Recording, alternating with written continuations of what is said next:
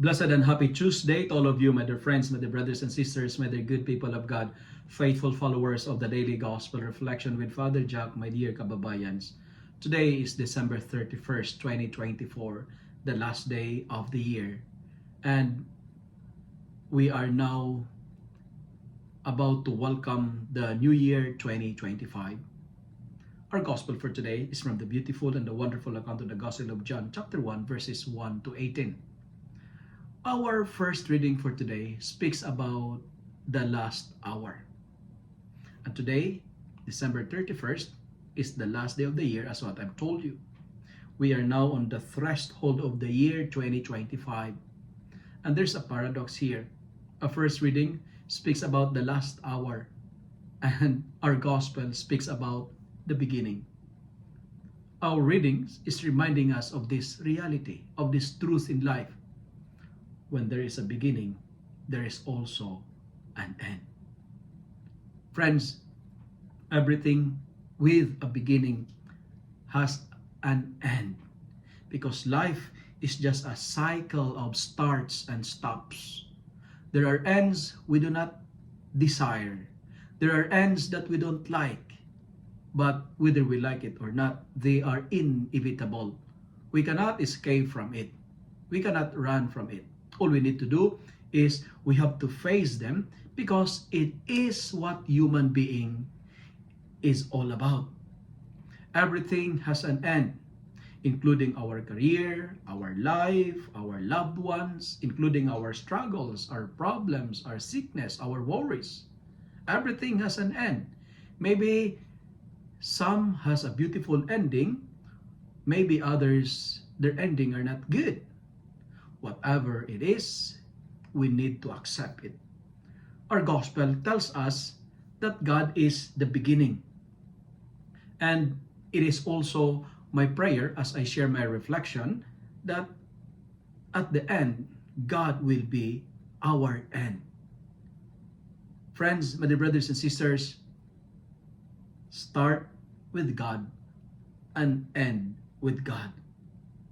Because the most beautiful ending in life is ending it with the Lord. Ending our life with the Lord is what I call a happy and holy ending. There are 365 days in a year. How was your 365 days, my dear friends? How many days you spent with God? How was your 365 days with your family?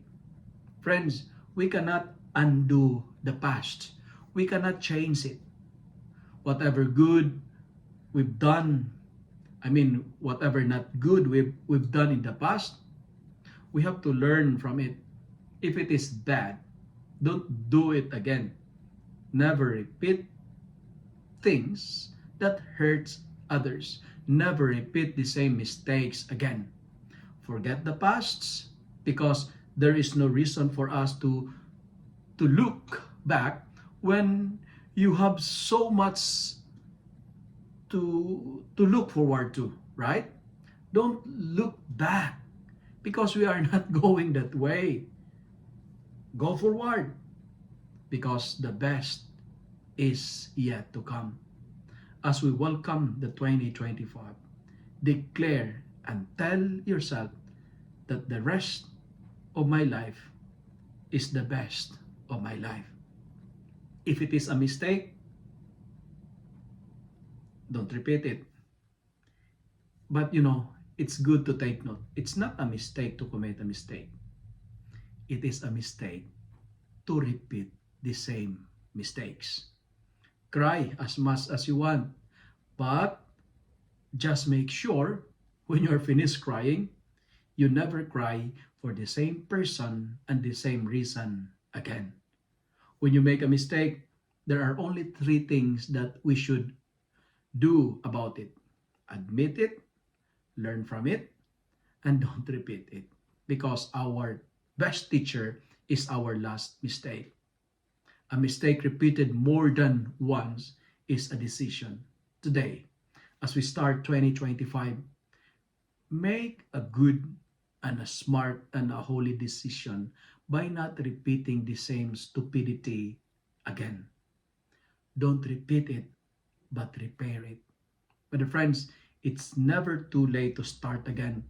No matter how hard the past was, no matter how horrible the past was, you always have to begin again. Happy New Year to all of you, and have a happy ending and a beautiful beginning with the Lord. God came because there's so much lonely people.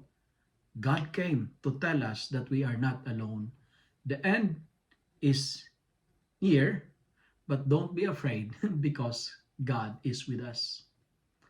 My dear friends, as what the gospel is telling us today, testify to the light, live and love the light. Even in the end, don't be scared because God is with us. And if it is the end, learn to proceed, continue, and never give up because the best of my life is the rest of my life. Blessed and happy New Year to all of you. Thank you, 2024. Welcome, 2025. Amen.